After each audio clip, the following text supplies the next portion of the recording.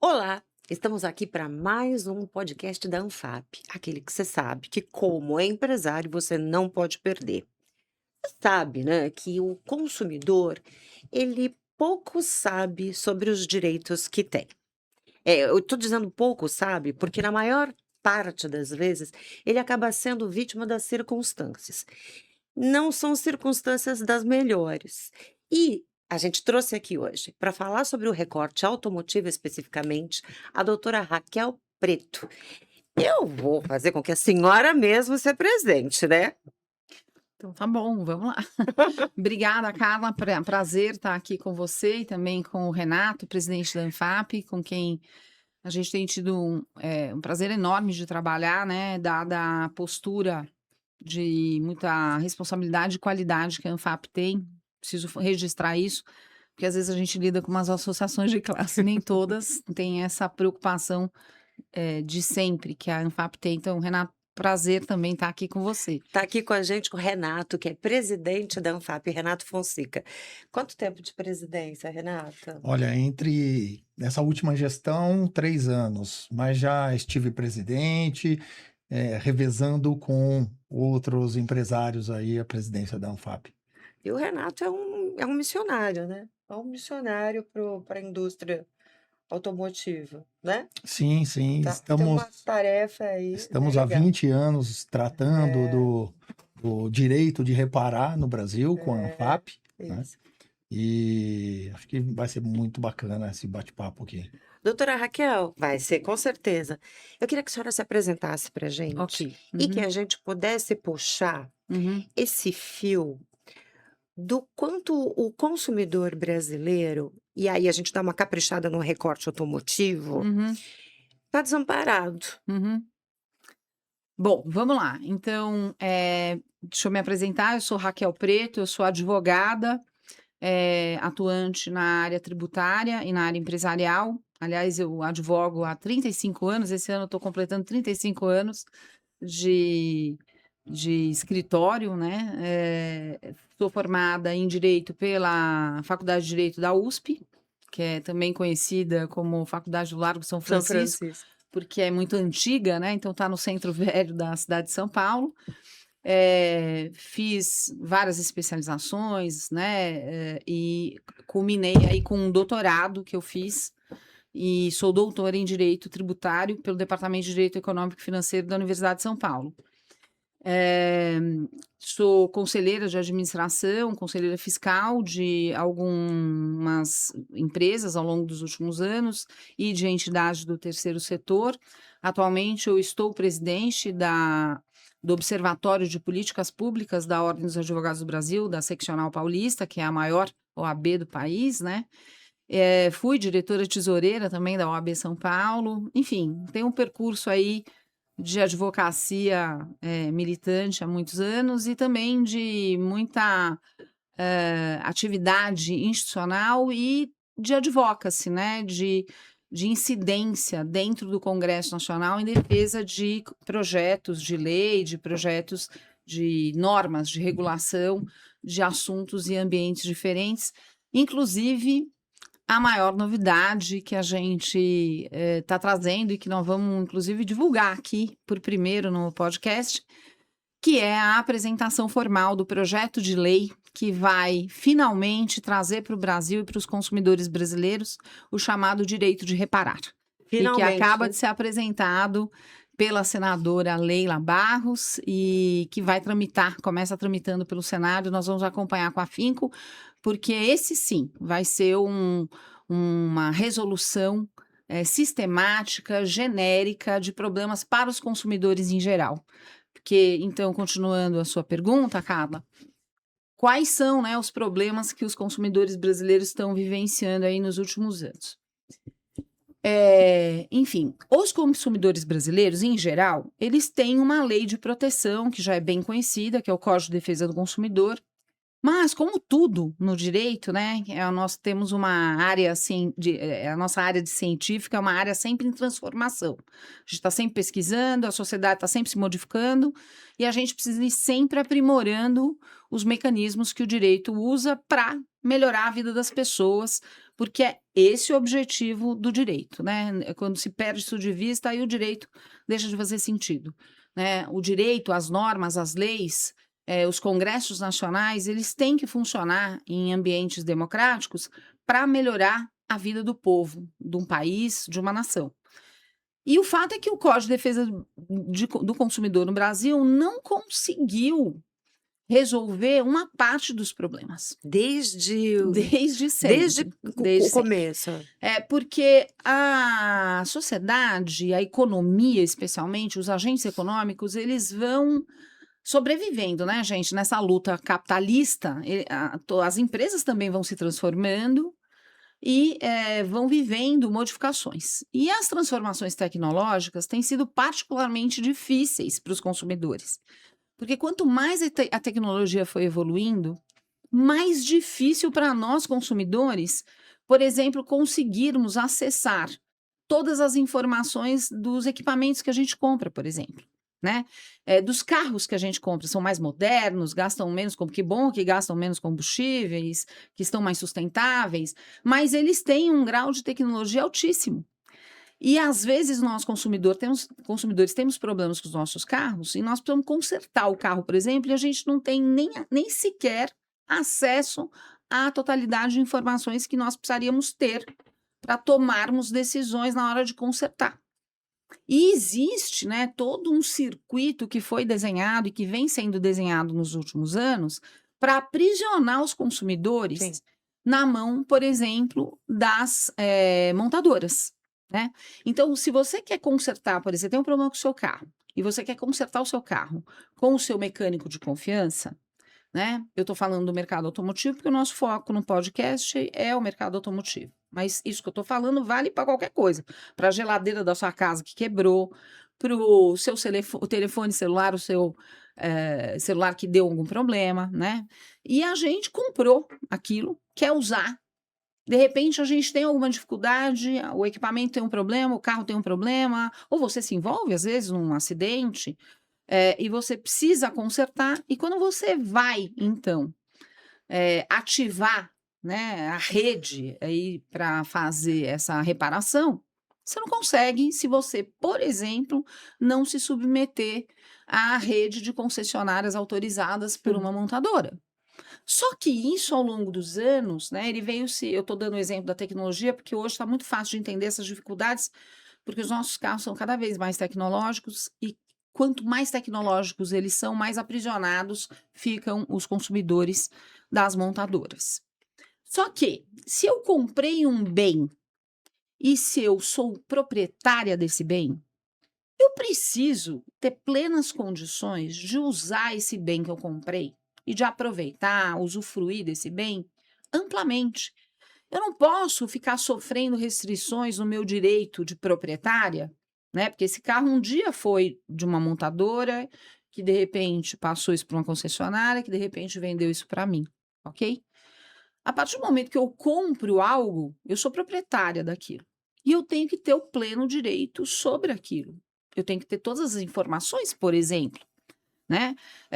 Se eu tenho lá uma parte tecnológica, né, com N informações que são fundamentais para eu conseguir, por exemplo, fazer algum tipo de ajuste ou fazer algum tipo de conserto, e eu não tenho acesso a isso, e eu sou obrigada a ir num determinado lugar, falar com alguém que é credenciado especificamente pelo fabricante para isso, eu fico aprisionada, percebe? Isso não tem nada que ver com garantia. Exato. Porque a garantia é uma outra situação, né? A gente compra alguma coisa e normalmente, quando a gente compra alguma coisa, existe um tempo que é dado pelo fabricante, que é um tempo dentro do qual, se você tiver algum problema, aquilo está em garantia, ok?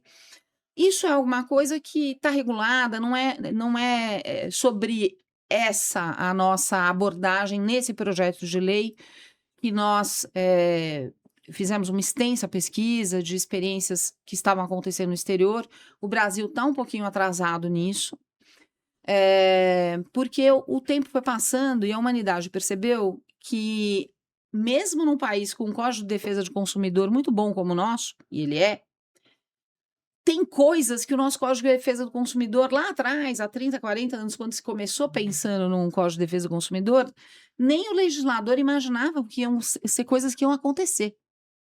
Perceba, né? A humanidade ela vai modificando formas de conviver, e aí essas formas elas nem sempre são rapidamente absorvidas pelas leis, entendeu? O que aconteceu nesse meio tempo, né? Os grandes fabricantes, tanto no setor automotivo, que são as montadoras, quanto fabricantes também de eletrônicos, eletrodomésticos, enfim, de coisas, né? Os grandes players do planeta, eles foram construindo todo um sistema de aprisionamento. Basicamente, a intenção é que você compre deles e que você fique dependendo deles para sempre, né? Quanto mais você depender deles, mais dinheiro, supostamente, eles vão ganhar.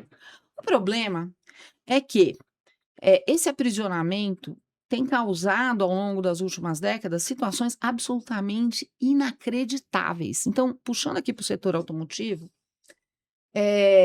quando a gente foi contactado pela ANFAP, né, e começamos a fazer um trabalho aí em conjunto com a ANFAP, a ideia qual que era? Era tentar resolver esses problemas sucessivos que vinham ocorrendo entre consumidores brasileiros, donos de carros, né, veículos, e montadoras. Especificamente em função das dificuldades que o consumidor tinha e continua tendo para, por exemplo, consertar o seu veículo. E se o seu veículo tiver um pouco mais de tempo, fica ainda pior. Por quê? Porque você só conseguia, por exemplo, comprar peças, né, dentro de um circuito, de uma rede autorizada pelos fabricantes. Só que, no mais das vezes, e é incrível a quantidade de vezes em que isso que eu vou falar agora acontece, e acontecia, e continua acontecendo, você ia lá, eu preciso consertar o carro. Então, por exemplo, foi uma batidinha, e aí quebrou, sei lá, o farol e o para-choque. E aí eu ia, né, tentar fazer o reparo, e às vezes a gente prefere fazer na oficina mecânica de nossa confiança, não necessariamente na autorizada ou dentro da concessionária, que aliás é sempre muito caro, né? E aí eu queria comprar a peça, cadê a peça? Não tinha peça. O que era esse fenômeno? Por isso que continua acontecendo, é um fenômeno típico de desabastecimento. Ou seja, o produtor primário, digamos assim, primário porque ele é o primeiro que produz aquele bem e joga ele na cadeia econômica, que é uma montadora.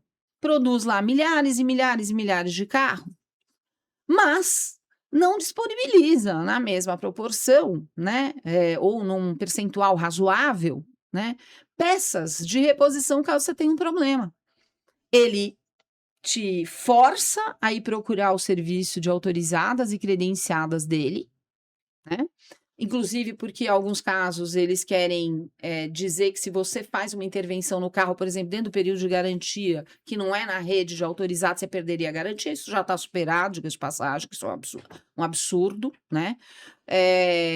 Então, teve muita briga judicial. Já está superado Já a isso? maioria da jurisprudência é favorável aos então consumidores, tá. mas é sempre uma disputa. Tá. E, aliás, falando em disputa, foi isso que aconteceu, né, Renato? O Renato e a diretoria da ANFAP, quando estavam procurando uma solução mais ampla, mais estratégica, mais completa, para conseguir, de alguma maneira, fazer esse mercado se estabilizar, ser respeitado, né? E ser uma verdadeira alternativa de qualidade para os consumidores, como de fato nos posicionaram com todos os problemas, e uma das primeiras coisas que a equipe do escritório, eu percebi rapidamente, era que a gente precisava entender o tamanho do problema, né? A percepção da diretoria da ANFAP, né, Renato, era que era um problema grande. Vocês sabiam que era um problema grande, né? N narrativas de consumidores, de reparadores, né? Oficinas mecânicas independentes, com carros parados por um mês, 2 meses, meio ano. Tem uns carros que tem até Né? apelido no mercado já, são Que inacessíveis. o carro ficava parado porque não havia peças. As concessionárias não tinham, sua rede credenciada não tinha, o consumidor naquela dependência, sem poder usar. Então, olha que loucura. Você compra, você se torna proprietário, né? O direito de propriedade, em tese, é um dos direitos fundamentais com ampla proteção no Brasil, inclusive é um dos direitos fundamentais que está lá na Constituição, logo no começo da Constituição da nossa República Federativa Brasileira. E eu sou proprietário, mas eu não consigo usar meu bem porque ele está lá aprisionado num sistema louco, ensandecido, né? E que, às vezes, a gente não tem nem como não se perguntar se isso não é proposital, porque se fica tão difícil você encontrar peça e você precisa de um carro, daqui a pouco você fala, quer saber, eu vou vender esse carro, vou comprar outro, né? E isso, obviamente, é ótimo, né? Quando você vai comprar um carro novo, você está comprando o carro novo justamente daqueles que querem que você compre um carro novo. Mas o mundo mudou. E a gente não necessariamente precisa mudar de carro todo ano, né? A frota brasileira hoje é uma frota, inclusive, com um tempo médio de vida dos veículos bastante alto, né, Renato? Cerca de 8 a 9 anos. Exato, Idade né? média da frota. E é uma das mais elevadas do planeta, mas os nossos carros, com todo o esforço aí dos consumidores na sua luta, são bem mantidos, né? Mas há uma dificuldade enorme, porque essas montadoras aprisionam o consumidor, voltam-se contra empresas que apresentam alternativas, por exemplo, de industrialização e fornecimento de peças independentes, até porque as peças que estariam, né, na rede credenciada por eles, em concessionárias, não existem, ou não estão suficientes, né, ou não têm interesse em reabastecer. E eu não quero vender meu carro, eu quero continuar com meu carro, eu gosto do meu carro, eu quero continuar com ele, então eu preciso ter o direito de continuar com ele, eu quero exercer meu direito de propriedade, né? Enfim, então, provocados pela diretoria, uma das coisas que a gente fez foi fazer uma pesquisa para entender como que estava essa briga entre consumidores brasileiros, e a nossa pesquisa foi focada no mercado automotivo, ok? Então, nós rastreamos todas as brigas judiciais em todos os estados brasileiros. Claro que usamos mecanismos e ferramentas de levantamento e amostragem e também, né, usamos cálculos de proporcionalidade, mas tudo com base científica. A gente fez nessa pesquisa a adoção das pesquisas metodológicas que a gente faz para fazer um trabalho acadêmico, né, uma tese de doutorado, ou seja, a gente usou o tipo de abordagem que a gente fez foi o tipo de abordagem que faz num trabalho acadêmico-científico. Legal. E aí a gente pesquisou brigas entre consumidores e montadoras no Brasil, na Justiça Comum, no Juizado de Pequenas Causas, na Justiça Federal, porque tem algumas que acabam até indo parar na Justiça Federal por causa de uma discussão de propriedade intelectual. Enfim, a gente mapeou a primeira instância do Judiciário brasileiro, a segunda instância nos tribunais, quando as pessoas recorrem e entram com apelação, por exemplo, nos tribunais superiores, STJ, STF, e aí a gente veio com os levantamentos. E aí eu acho que vou até dar uma paradinha para falar para o Renato como é que foi. Eu acho que o Renato podia contar quando a gente começou a exibir os números, como é que foi a reação da diretoria da ANFAP, né? Foi a materialização de algo que a gente já suspeitava, doutora Raquel, né?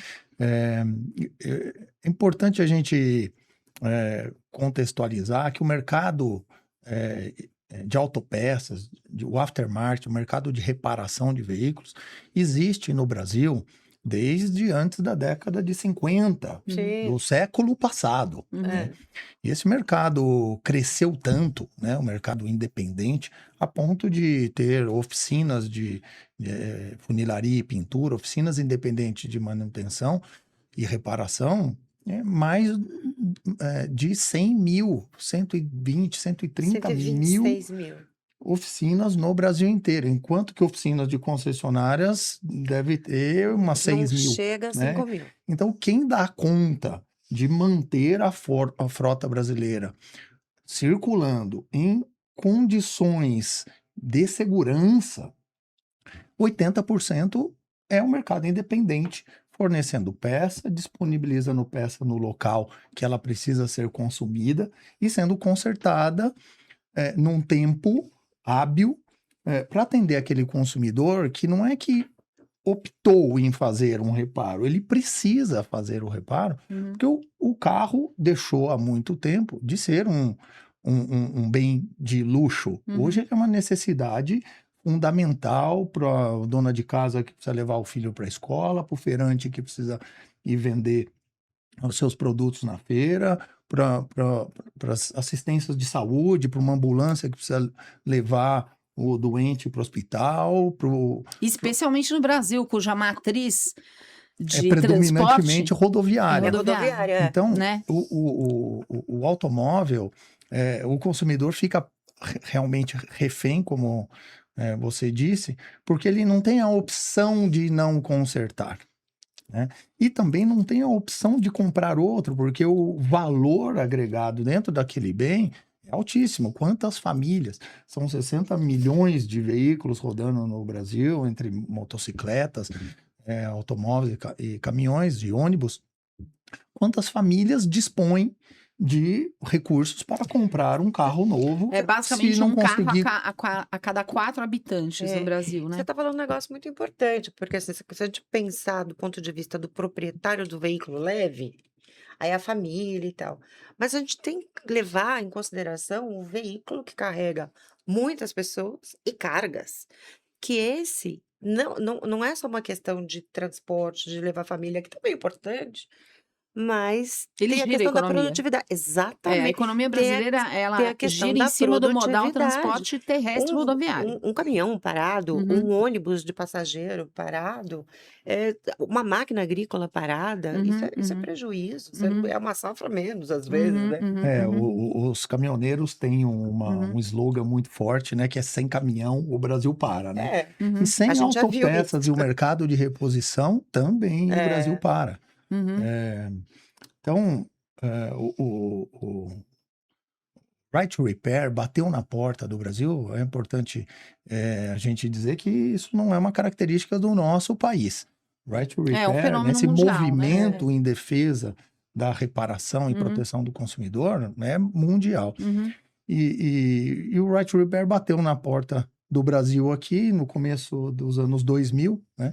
Quando algumas montadoras falaram, não, eu tenho o desenho de uma peça de colisão, então todas as peças que eu tenho desenho, ninguém pode fabricar. mesmo que eu não esteja produzindo e nem abastecendo o mercado. É. O que significa isso? De lá para cá, Abuso. é. isso acabou entrando na questão do diagnóstico Uhum, de falha nos motores, né? Onde as montadoras bloqueiam o acesso a informações e ao reparo dos nossos queridos mecânicos de confiança. uhum, Então, o direito do consumidor, o consumidor se sentir privado, né, de reparar o seu carro a custos acessíveis, por si só já seria um tremendo problema social. uhum. Mas por trás desses consumidores ainda existem centenas de milhares de empresas, Sim. né, empregando milhões de pessoas, né, colaborando com a arrecadação, pagamento de impostos, que dependem desse setor e oferecem isso para o consumidor, né? Nos Então, levantamentos que nós fizemos, né, para o material, inclusive, que foi apresentado à senadora Leila Barros, para mostrar a importância disso, só no setor automotivo, a gente tem hoje aproximadamente 260 mil empresas atuando nesse segmento, né, entre indústrias, comércios e reparadores, as oficinas mecânicas, os mecânicos, etc, etc. Então, e mais, né, a gente tem um outro número que eu acho que é bem importante mencionar aqui, que é o fato de que 22% do PIB industrial brasileiro, ele está conectado com este segmento específico. Então, 22. 22. Então, eu penso que não é só sobre montadoras, né, que tem que ter alguns direitos preservados. O que acontece é que elas não podem, como nenhum grande fabricante de nenhum bem, abusar do seu direito para impedir, por exemplo, o exercício do direito de propriedade daqueles que compraram os bens delas.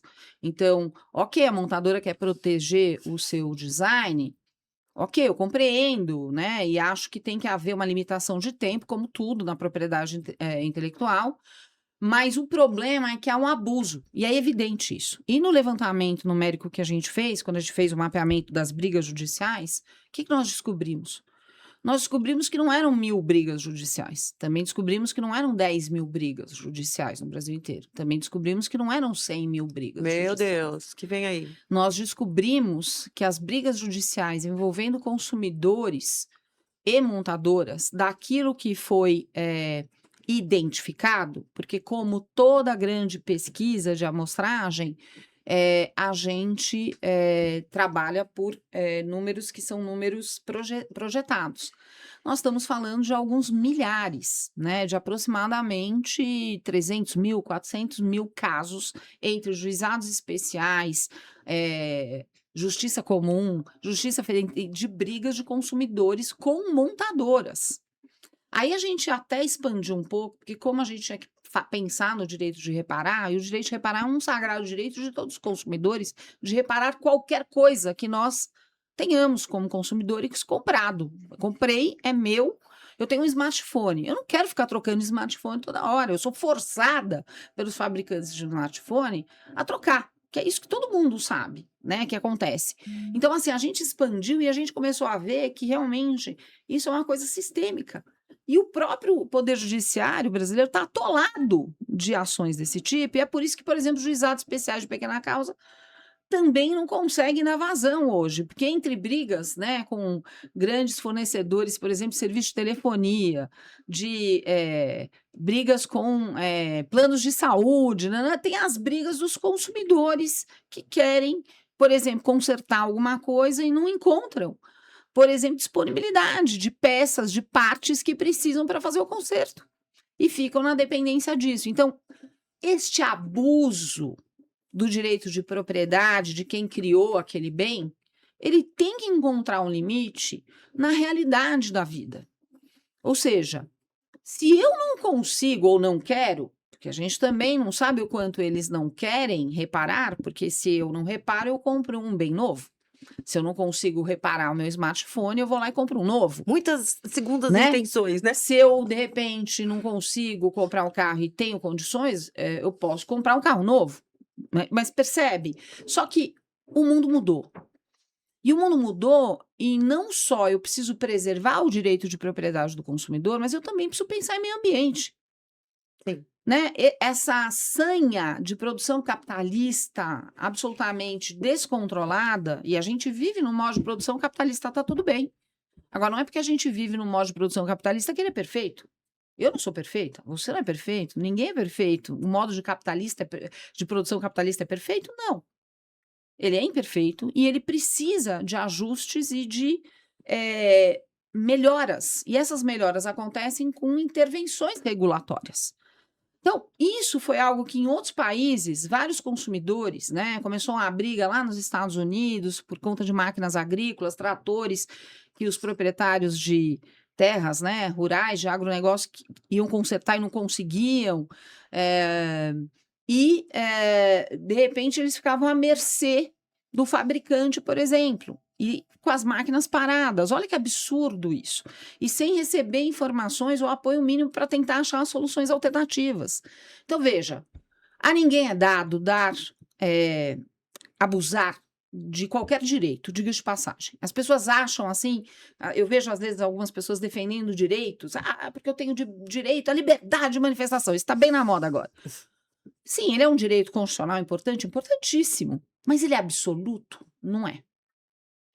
Ele encontra limites, porque todos os direitos, mesmo os direitos fundamentais, encontram limites em outros direitos que também são fundamentais. Isso é uma coisa muito legal do constitucionalismo, né? Numa Constituição. A Constituição de um país, ela garante para você, Carla, garante para o Renato, garante para mim, garante para quem estiver ouvindo ou assistindo a gente, vários direitos.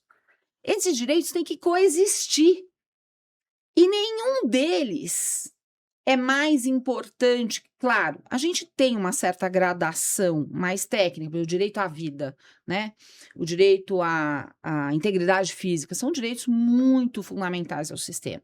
Mas depois a gente tem N outros direitos que são direitos constitucionais, são garantias individuais, o direito de propriedade é um deles, mas ele não é absoluto. Então não é porque eu tenho direito de propriedade que eu, no exercício do meu direito de propriedade, vou aniquilar, por exemplo, o direito de propriedade de uma outra pessoa. Claro. Percebe? Então, este projeto de lei, com muita sensibilidade, a gente compartilhou toda a pesquisa, todo o levantamento que foi feito, com experiências de outras leis, de outros países. A União Europeia vem tendo um papel importante nisso.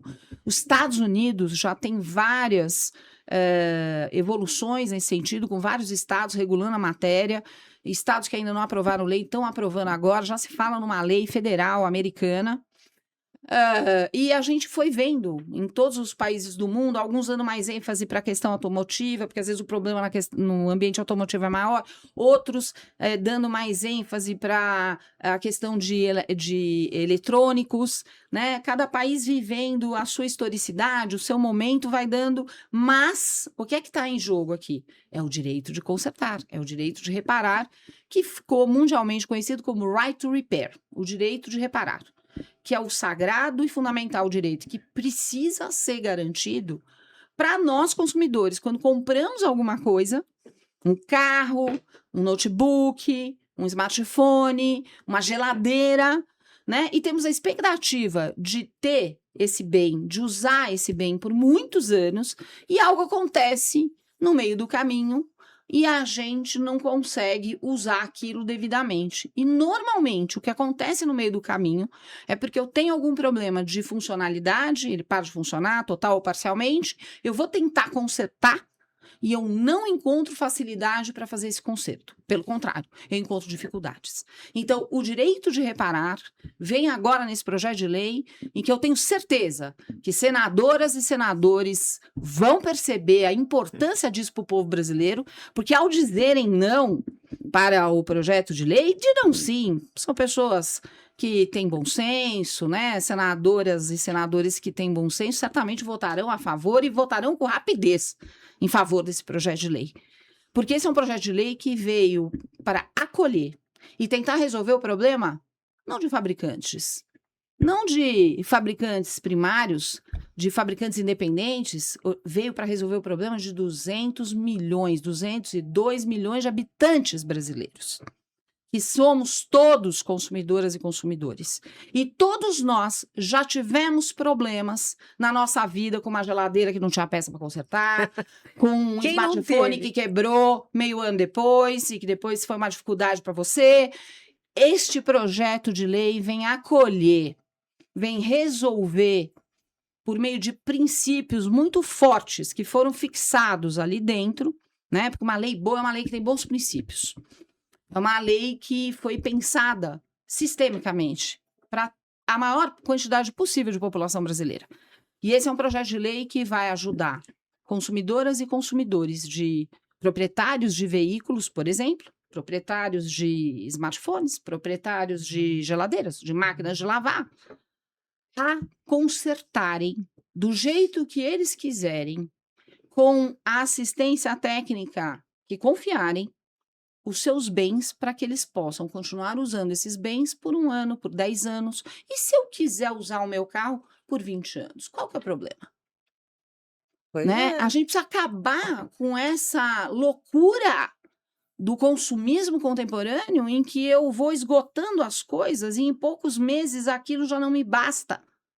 Né? Há uma quantidade crescente de seres humanos que perceberam que, de repente, não vale a pena você trocar algo meses depois só porque ele veio numa cor diferente, né? E eu preciso também pensar na sustentabilidade, no meio ambiente, né? Eu preciso ter um espaço de vazão para as pessoas que não querem ficar consumindo coisas novas o tempo inteiro.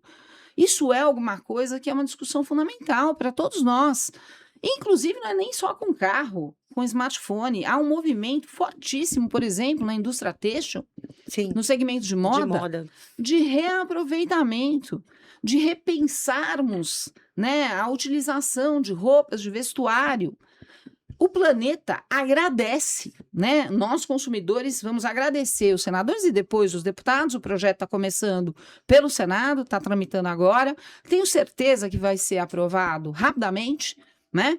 Porque a sociedade brasileira vai ficar de olho e sabe-se que isto vai beneficiar até senadoras e senadores, porque eu já conversei com alguns e todos eles reclamam que já tiveram algum problema com carro, com equipamento tecnológico que não conseguiram consertar. Estão sentindo na carne, porque Sim. é esse o problema. Esse é um problema real. E não podemos desprezar, não, a questão automotiva. Só para eu fechar agora essa parte do raciocínio, porque, afinal de contas, o segundo maior gasto hoje da família brasileira é o gasto com carro. Eu não sei se as pessoas sabem disso, mas o gasto com o carro ele só perde para aquele gasto essencial de habitação, por exemplo. Ele já vem em segundo lugar, para vocês verem como o carro é importante no Brasil. Infelizmente, e eu digo infelizmente porque eu conheço muito bem o setor de transporte, e para um país das nossas dimensões, são dimensões continentais, a gente tem o tamanho da Europa, a Europa inteira cabe aqui dentro. Talvez, estrategicamente, né, a melhor matriz de transporte não fosse a matriz rodoviária automotiva. Né, a matriz ferroviária, né, e eu atuei, inclusive, nas privatizações de ferrovias brasileiras, na época das várias privatizações que aconteceram. Ferrovia era uma coisa importante para a gente, né, mas a gente não conseguiu resolver bem e a realidade do país é uma só. Nós somos um país sobre 4 É rodas. verdade. Nós andamos sobre 4 rodas para ir ao trabalho, para levar alguém no médico, para poder escoar a produção, para poder levar um produto de um ponto A para um ponto B, para distribuir produtos dos mais variados tipos, do Oiapoque ao Chuí, né? E é a matriz modal do transporte terrestre automotivo a mais importante de todos. Então, me desculpa, este é um assunto prioritário. Não é cabível que nós tenhamos milhares de ações lotando o judiciário, porque os consumidores são obrigados a ir ao judiciário para conseguir ter um apoio e uma proteção do judiciário para conseguir consertar, por exemplo, seus carros. Né? Isso é um absurdo, não faz sentido um negócio desse. E diga-se de passagem, carro não é uma coisa barata, né, minha gente? Não. Né? Aqui não. E também não é cabível, não me parece justo, transferir todo o custo de manutenção dos automóveis, que é estimado que seja gasto em toda a vida útil do carro o mesmo valor desse carro quando 0 quilômetros. Uhum. Não me parece justo transferir em condição de monopólio para os fabricantes desses bens, as montadoras em específico, bilhões e bilhões da renda das famílias brasileiras para poderem reparar num ambiente onde não haja concorrência. Nós sempre tivemos concorrência em reparação.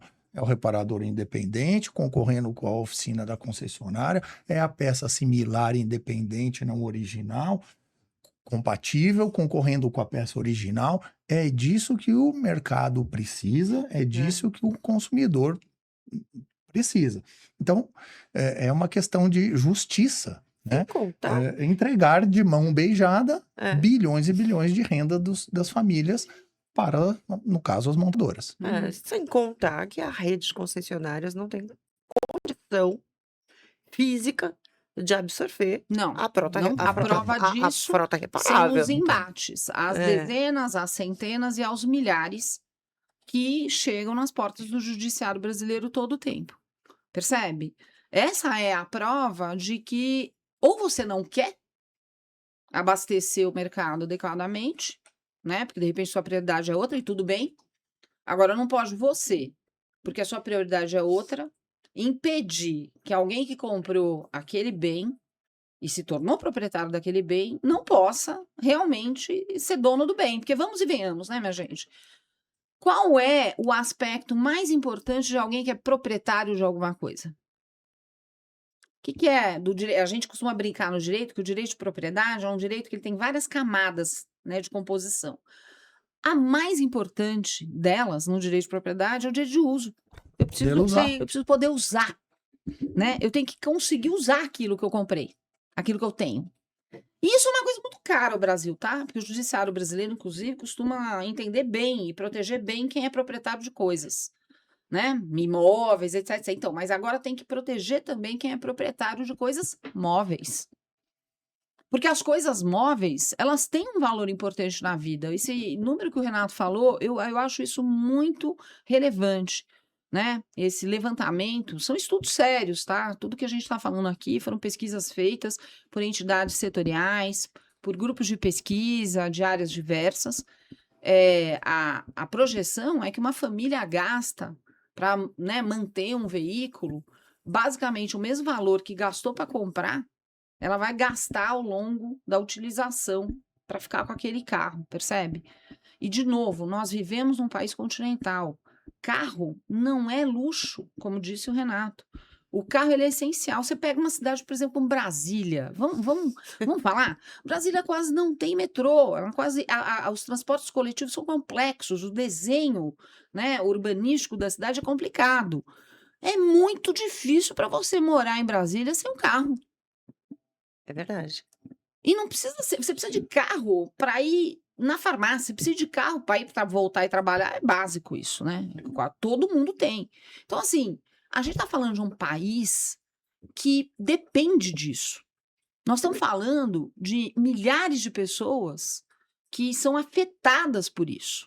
Então, o projeto de lei vem para corrigir abusos por parte desses agentes econômicos que são, digamos, grandes produtores de bens que são comprados, adquiridos, né? Todo dia, cotidianamente, hora a hora, do começo desse podcast até o final, quantos smartphones terão sido comprados no Brasil? Quantos carros terão sido comprados no Brasil? Percebe? Mas nós, consumidores, não estávamos ainda bem amparados. O projeto de lei vai corrigir isso. E quem falar não para esse projeto de lei, está falando não para dona de casa, para profissional liberal, para o empresário, para a empresária, que usa um carro para trabalhar, para viver, para fazer suas atividades profissionais, para ajudar familiares, para levar a gente no hospital.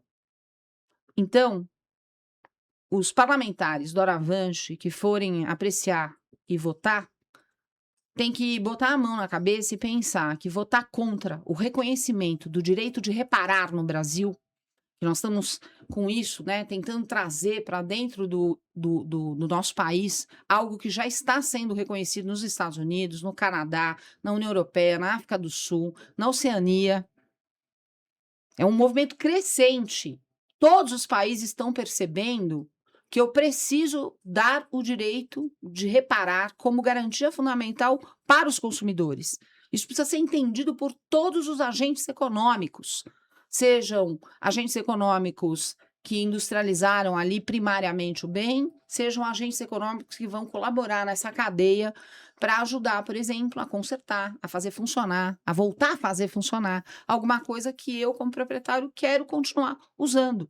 Está em jogo, inclusive, a discussão de muitas coisas, inclusive no setor de tecnologia, porque essa obsolescência programada, que é uma realidade da indústria, isso é fato, ela também vai ser colocada em xeque. Né? Então, por exemplo, a gente sabe, dependendo do smartphone, ele vem com uma atualização, e aí você não compra um modelo novo, dali 5, 6 atualizações, você já não conseguindo rodar vários aplicativos. Isso é absurdo. Porque você está incentivando, né, esse consumo voraz. Né? E você, como consumidor, acaba tendo que gastar dinheiro importante que você poderia gastar para fazer outra coisa. Percebe? Eu quero ter o direito de continuar com aquele bem. Eu não quero ter que comprar outro, porque eu quero fazer outras coisas com o meu dinheiro. Agora, a partir do momento que eu inviabilizo a utilização daquele bem, eu sou obrigada, eu acabo jogando, né, consumidoras e consumidores numa situação em que ela vai acabar sendo levada, por exemplo, a achar alguma alternativa para aquilo. E essa alternativa vai ser o quê? Fazê-la comprar outro bem equivalente porque ela não está conseguindo consertar. Olha que absurdo isso. E isso daqui não é só para o consumidor final, hein? Este direito de reparar afeta a sociedade em todos os níveis, inclusive dentro das cadeias produtivas complexas. Explico.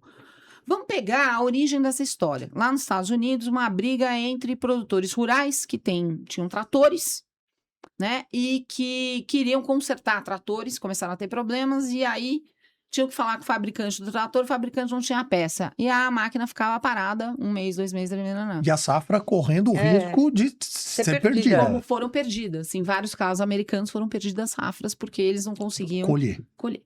Percebe? Isto tem um custo macroeconômico para um país que tem que ser paralisado imediatamente. Isso não pode continuar a acontecer desse jeito. Você quer jogar o jogo? Prepare-se para jogar o jogo com respeito a todo mundo que está no tabuleiro e prepare-se para jogar o jogo de uma forma transparente, séria. Não adianta você abusar do... eu que desenhei esse trator, eu que desenhei esse carro, eu que desenhei esse smartphone, eu que domino tudo, então eu vou aprisionar todo mundo aqui, e aí, num determinado momento, eu começo a deixar essas pessoas em xeque, elas não conseguem mais consertar, e elas vão pegar e ter que comprar um novo. É sobre isso que a gente está falando. E isso precisa ser corrigido. Então, reconhecer o direito de reparar, como o projeto de lei agora está trazendo, ele está em tramitação, e eu tenho certeza que vai ser aprovado rapidamente. Votar contra isso é votar contra a cidadã e o cidadão brasileiro. E é muito pesado para um parlamentar votar. Temos visto nos últimos tempos, inclusive, matérias que são de interesse geral da população, num Congresso que merece muitas críticas. Nós temos que melhorar o nosso legislativo. Não tem que melhorar só o judiciário, não tem que melhorar o legislativo também. Mas temos visto que em alguns temas eles se tocam, que aquilo é uma coisa que pode afetar tudo quanto é... Então, esse é um tema que afetará a vida de brasileiras e brasileiros. Quem tem que ser prestigiado aqui é a cidadania na tramitação. Porque é a cidadania que está refém de uma série de mecanismos que os agentes econômicos foram criando para nos deixar refém de suas estruturas. Isso tem que acabar. O Brasil tem que estar na linha de frente. Nós fomos pioneiros. Quando nós soltamos o nosso Código de Defesa do Consumidor, que, aliás, é modelo. Isso é fato, tá? Fato técnico, jurídico, relevante. O Código de Defesa do Consumidor brasileiro é considerado um excelente código de proteção do consumidor, mas ele hoje é insuficiente. Anos se passaram, a economia se complexizou, a humanidade mudou e ele não consegue mais atender coisas fundamentais como essa, né? Então, nós precisamos trazer para o Brasil e voltar a estar na linha de frente da proteção não só de consumidores, mas eu tenho muito feito questão de reforçar que esse projeto de lei protege sim os consumidores, mas é porque os consumidores são donos dos bens. E nós estamos nessa sanha tecnológica, às vezes deslocando a proteção para os grandes agentes econômicos de quem nós compramos bens, mas nós estamos esquecendo de proteger aquele que também se tornou proprietário de um bem afetado, né? É sobre isso que a gente está falando agora. Muito bom. Eu queria ressaltar também, uma ameaça gravíssima com vários aspectos e camadas nefastas para a sociedade. Já falamos aqui de desperdício de renda das famílias ao ter que consertar um carro, pagando mais caro do que poderiam, da indisponibilidade desse bem, dos empregos que esse setor gera, arrecadação de impostos, empresas, a maioria delas micro e pequenas empresas. E eu quero trazer aqui mais 2 outros problemas que essa ameaça pode agravar. Primeiro é a segurança que o veículo, ao rodar, confere às vias públicas, aos seus ocupantes. Uma dificuldade de conserto vai colocar carros com mais risco de colisão, incêndio, acidente nas ruas, né? Afetando né, integridade física, saúde pública, né? E um outro aspecto também acho que muito importante é que se o consumidor não conseguir ter acesso a peças em condições razoáveis de custo, essa restrição vai fomentar um mercado gigantesco de roubo e Não furtos tenho dúvida. no Brasil, né? Então, são dois Diga de aspectos, passagem, dois a aspectos quantidade de importantíssimos. furtos de peças automotivas é algo expressivo, hein? O pessoal aí da Segurança Pública, Secretarias de Segurança Pública, aliás, no último relatório do Fórum Brasileiro de Segurança Pública, que é talvez o maior núcleo de pesquisa acadêmica e técnica a respeito de questões de segurança, o furto de peças automotivas e de carros continua altíssimo no Brasil. Isso só tende a agravar. Exato. Entendeu? Porque você cria, né? A demanda você tem alguém que precisa. Uhum. A pessoa tem necessidade. Imagina uma pessoa que precisa, por exemplo, trabalhar com aquele carro ou com um equipamento. Ela vai dar um jeito. Ela, né? Ela vai querer tende comprar a, aquilo. na hora não tô falando que deveria fazer isso. É, Eu tô não, eu- falando é que, assim, situações desesperadoras devem ser evitadas. Em tudo. Né? A humanidade não reage bem quando ela se vê em situações desesperadoras e dramáticas, percebe?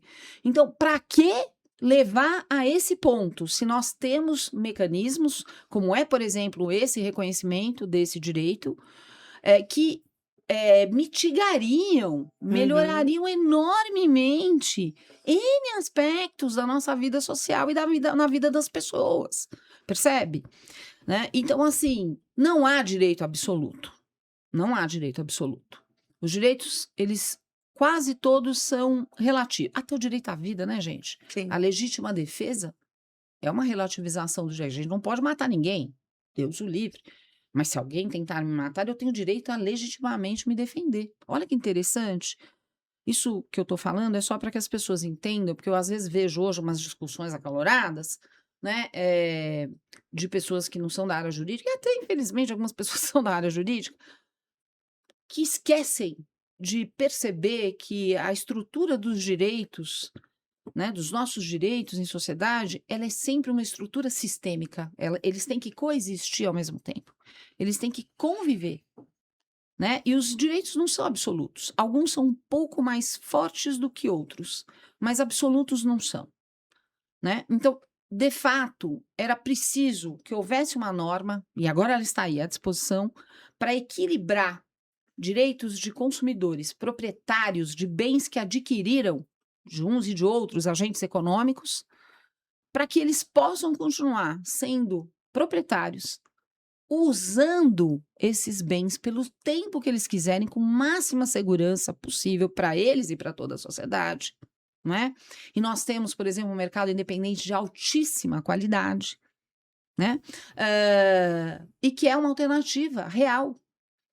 Eu tenho os meus reparadores de confiança, né? E eu sempre digo que quando você obriga alguém a não usar, por exemplo, o seu mecânico de confiança, porque a gente acaba tendo um mecânico de confiança, né? Um lugar que conserta, por exemplo, a doméstica é muito bom. Mas se eu viro para o consumidor e falo, olha, você não pode ir consertar seu carro ali, isso é basicamente como se você estivesse mandando alguém falar, olha, eu preciso ir lá no meu médico. Não, esse médico você não pode ir. Você só pode ir ao médico que eu te indicar. Tá aqui a minha lista. Quem é que disse que a tua lista é melhor que a minha? Quem é que disse que eu não tenho condições de fazer uma avaliação para escolher aquele que melhor me atenderá? Isso é outro absurdo, né? Porque isso quebra a concorrência também, força, né, a situações absolutamente inadmissíveis e, de modo algum, é garantia de qualidade ou garantia de sucesso. Pode até ser que eu queira usar alguém que foi indicado, mas se eu tiver alguém, né, isso é um absurdo, é como se você mandasse alguém falar, o médico de família que te atende, que confia, não vá mais nele. Se você for nele, você perde. Perde o quê? Perde porque eu confio? Desculpa, não, isso está errado. Isso está errado. Relações de confiança têm que ser preservadas. Sim. Então, temos aqui agora, de verdade, pela primeira vez, E eu tenho certeza que vai ser aprovado, sim, com muita rapidez. Mas nós também, né, Renato? Porque certamente senadoras e senadores, deputadas e deputados não vão querer votar contra 200 milhões de habitantes. Se votarem contra esse projeto, se restringirem esse projeto, que agora começa a tramitar, estarão dando um tapa na cara da cidadania brasileira. E aí a gente volta aqui para falar. Pode Não deixar, é Carla. isso? A Compromisso gente feito. voltar com compromisso aqui, hein? O objetivo é continuar. Não só aqui, né? É. Aí a gente vai para Palanque, né, Renato? É continuar oferecendo para o consumidor a opção, É isso. É isso. que ele não tenha apenas um destino, uma possibilidade, que ele possa exercer o seu poder de escolha Uhum, num mercado regulado pela concorrência. uhum. Uhum. E pautado por qualidade, por disponibilidade efetiva, né? Por racionalidade, porque também é irracional. Esse sistema é totalmente irracional, né, gente? Quando você faz esse tipo de coisa, você está tornando o mercado e a vida das pessoas algo completamente irracional. Porque qual é a razão para forçar alguém a trocar de smartphone? Se a pessoa está feliz, ela está atendida, nós temos Interesse que questionar econômico. isso, percebe? Então, É. mas não é o meu interesse. Não é o seu. É o de quem?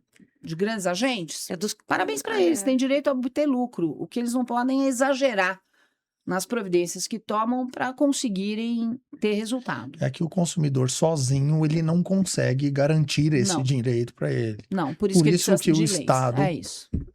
Precisa intervir, como por exemplo na aprovação desse projeto. E tenho certeza que será. Vamos lutar para isso, já Assim lutamos será. muito e assim continuaremos lutando. É isso aí.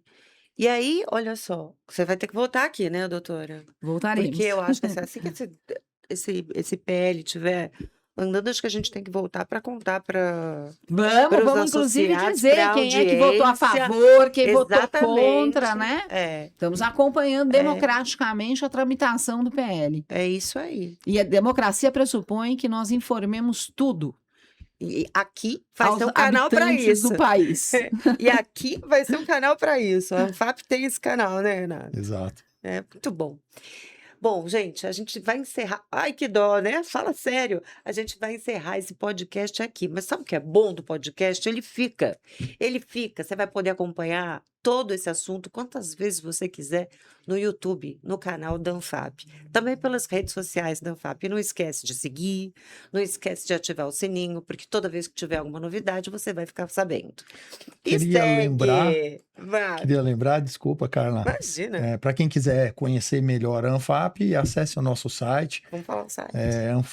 anfap.org.br, conhecer um pouco da nossa história, dos serviços que a gente oferece para os nossos associados, para as indústrias, tá tudo lá, vocês vão gostar. É isso mesmo. E a doutora tá aqui hoje, mas vai voltar, porque a doutora é assim, né? Tá junto com a Anfap e a gente tá junto com ela também. Né, Renato? Exato, E vamos em frente. nós vamos fazer acontecer. Ela tá fazendo acontecer, ela e o time dela estão fazendo acontecer. Não perde, fica de olho, acompanha a Anfap em tudo e você vai ficar sabendo de muito mais do que sobre o direito de reparar que você viu aqui, né? Que não é para mim, não é para ela, é para você. Você vai perder? Até a próxima.